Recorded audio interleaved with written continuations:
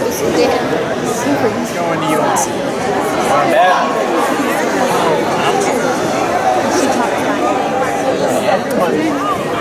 Were you a Hurricane the other day? Yeah. Drew told me you were there.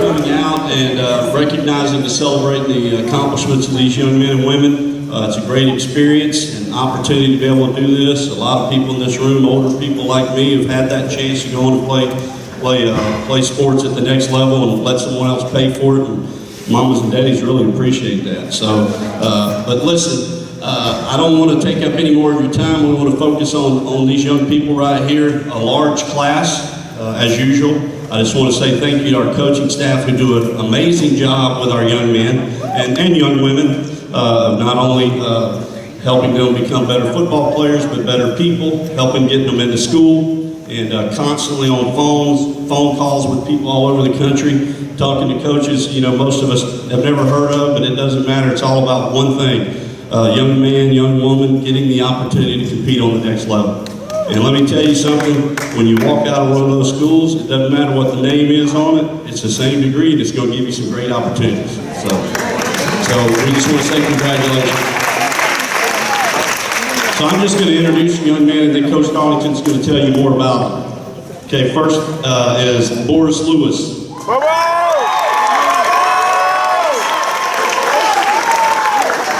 To his left is Shaderick Bradford.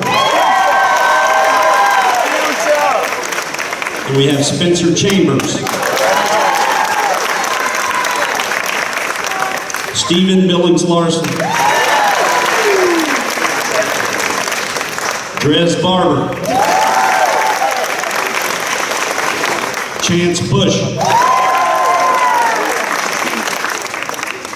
Ed Montillis. Oh wait, I skipped Michael. I'm sorry. Michael Austin. Sorry. When you get older, it's not so hard or easy to read this. Sorry. One more time since I really brutalized that. Mike Austin. Ed Montillis. And Will Barnes. And one more time with our coaching staff, I will honestly say, I've been around a few years, I would honestly say that we have, you know, possibly the best coaching staff in the state of Florida, and we're really proud of them, and they're led by our head coach, Rick Darlington. I just want to talk about a little bit of each young man, and I want to thank all you all for coming out, whether it be classmates, parents, family, friends. It's really neat that we can have it here, and you guys are here, and you know, I see ninth graders out there and stuff that are dreaming of this day, and it is a big day. And the day only happens because of the hard work that these guys have put in. You know, not only on the football field, that's obvious, you know, but in order to be here, they have to be in the weight room, in the summer program. They do so much, you know, to train themselves, but they couldn't get college football scholarships without having great academics. And they're the ones who've worked hard in the class with their teachers, you know, getting the test taken and getting the right score with their grades. And so these guys here, you know, I get emotional thinking about it because we're going to miss them so much. And it's never that we're going to miss them so much as players, you know. They're great players, but we'll have great players next year. But they leave a mark on this program. You know, they're significant. They're not successful. They're significant. They impact other people. And they make other people's lives better. And every one of these guys falls into that category. And so I started to think about missing them, the men that they are, and what they've established in our program. And so I know they're going to go off to their colleges, and they're going to have the same type of legacy there. And I'm just so proud of them. But I want to share a little bit about each one of them. This is Boris Lewis. And the thing about Boris, you know, when Boris came in ninth grade, you know, honestly, 9th, 10th grade, Boris could barely hang on, you know. He couldn't do a lot of the physical things we wanted him to do. Academically, he wasn't good. And I can say I've never seen a young man turn himself around in the last year as Boris Lewis. You know, he was a guy that even a year ago was barely 2.0, and now the last time I checked, his GPA has risen all the way to 2.57, which is an amazing jump for 1 year. And when I went back to the film this year and I looked at the film, I've never seen a 300-pound defensive lineman move and run to the ball like Boris does. And so he's a guy that's going to be a great college player. He's going to Mars Hill College in North Carolina. It's a great place to go. It's beautiful there. And I'm really excited for him. I know he's going to do great. And just the chance for Boris to go off and get a college degree, man, it just makes me, it chokes me up to think about it. But I'll tell you this, Boris has earned it. So Boris Lewis. Now this guy here is awful special to me. You know, he came into our program, he played as a sophomore a lot, and as a junior, he was a really good player for us. I mean, we watched the film, and he was a great offensive lineman for us. He played offensive guard. And there's an age rule that came in, this year was the first time it was enacted. And Shaderick, because of stuff that happened earlier in his life, he turned 19 in August. And the state would have said he's not allowed to play anymore.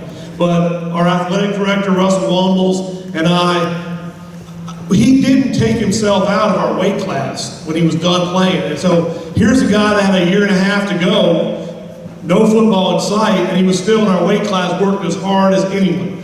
And so I went to my athletic director, Mr. Wombles, and I asked, is there any way we can appeal this? And we went to the state, we came up with an appeal, and we won the appeal. And I'm just so thankful God let that happen. And so Shadir came back and played this year. Not only was a great player, he was our leader, he was our captain, he played a new position, he played tight end, he played H-back. In college, he's going to Ferris State, which is Division II power, and Robert Thomas is there. And the thing that's neat is he's going to get to play defense up there, and they're going to let him play defensive line. And I know this, Shadir is going to have a great college career there, but this is a man right here. You know, he's not a little boy. He's a man, he's mature, he's wise, and I can't wait to see what God does with his life over the next 4 years. Shadir Brown. Now, another special one right here, you know, Spencer didn't play football with us until the 11th grade. He's what we call a walk-on. He came out and tried out for football in the spring of his sophomore year, and he was such a hard worker and such a talented guy that he ended up being a starter as a junior, after not even playing before that.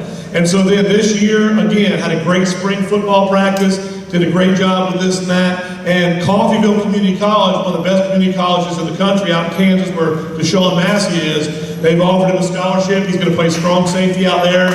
And he'll get re-recruited in 2 more years to go play in college and another 4-year school. So really proud of Spencer. He's a pleasant guy every day, got a great attitude. He's very much respectful and is going to be a great college football player and a great student. Spencer Campbell. Now, this Stephen Billings Larson's story, and you can see he's going to the University of Miami. And the thing about that is this, from the time I met Steve, he was about the youth. I mean, that's all he thought about, talked about, visited all the time. It was about the youth. Talk about a young man chasing their dream. You know, Steve's going to the University of Miami, and it's all paid for because of his academics, okay? Stephen Billings Larson is a 4.47 grade point.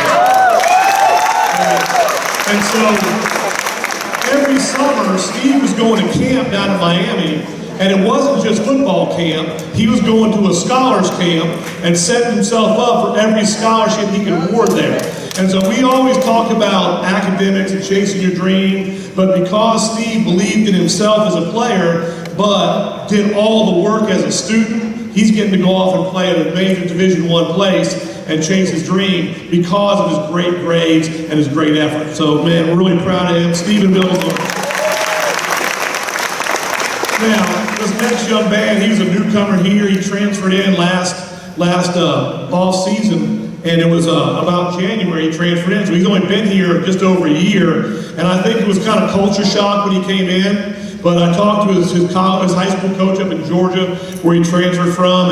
And he's turned out to be a really good player. But another one very good player for us, played cornerback and safety, but 3.87 GPA. And so because of those academics make him a good player, he gets his college paid for. So again, I wish we had him more than a year, but he really made an impact on us in the year we had him. That's DeAndres Barber.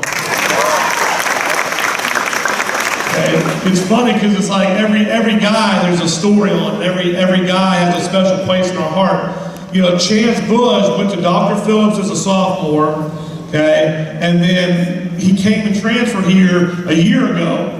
And I said, did you play for DP? And he said, yeah, coach, I started. In a humble way. And I checked the film, he did. He started playing every down against us the year we played him down there.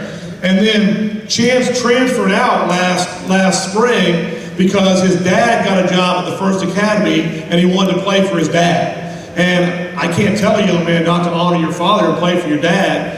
And then I got a phone call last January, and Chance said that he missed our culture and what we were building in him in the semester he was here, and he wanted to know if I would let him come back. And I said, man, you did it the right way. You honored your father, you did it right, you told me you were leaving, and I'd love to take Chance back. And from the day he came in the door, he was kind of the energizer bunny, and a great leader for us. You know, battled a hamstring injury most of the year, but a great player. He's going to Southern Illinois University, and just really excited about Chance's future. Now, this young man was Michael Austin.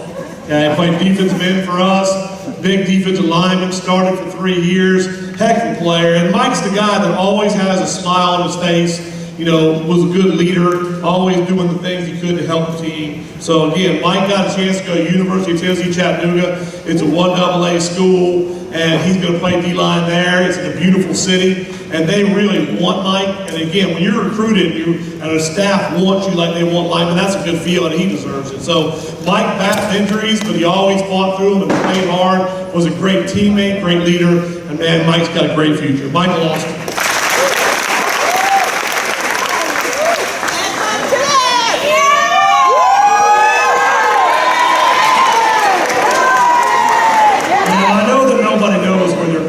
So I'm going to let them tell you after I talk about them. But I want to say Ed Montillis is maybe the kindest and nicest football player I've ever met. You know, the thing about Ed is this, he's so humble and unassuming, and the teachers love him, the students love him. He's just got such a great heart. And again, Ed's got great grades, Ed's a great player, and so I'm so excited that Ed's going to get to go off and continue his college football and his education at a school he's dreamed of. And so, man, just a great, great player, and I'm just so glad that I still get to see Ed every day. He's a blessing to me in every way. Ed Montillis. And then over here, we have William Barnes.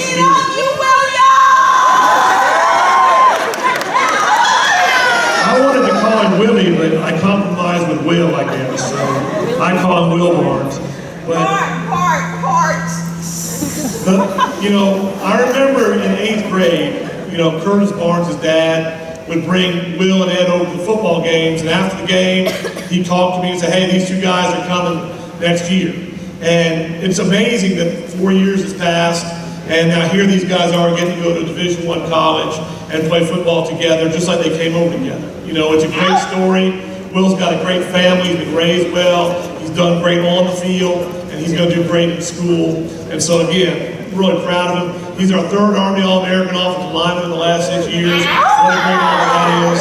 And you know, both these guys had their choice of schools, but you know, they're going to tell you here where they're going to go in a second. But just a great young man. We're going to miss him a lot for their personalities and character and their leadership. So we have Will Barnes.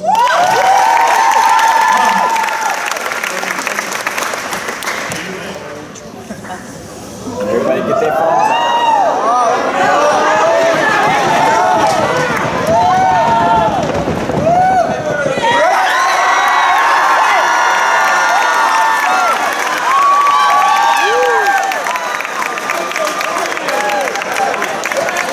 So obviously that's the University of North Carolina.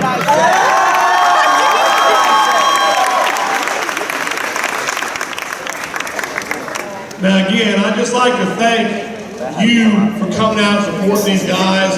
But most of all, I'm talking to our guys up here right now. Guys, I want to thank you, because you guys are awesome teammates and leaders and young men. And I get chills thinking about you, and I'm going to miss you. But you know you're always welcome to come back. You'll always be talked about as heroes here. And what I want to encourage you to do is the things that you learned here about having a good name, being humble, and having discipline, and all those things we talk about, that you take those off to your college and you impact the lives of other young men the way that you impacted them here and were impacted. So again, this is just the start of your guys' journey through another season of your life. It's going to be awesome. But remember, don't go up there to be successful. You be significant in the lives of others. You're going to make a difference in your college and in your communities and in our world. That's what you're built for. You guys are awesome, and I love you. Okay.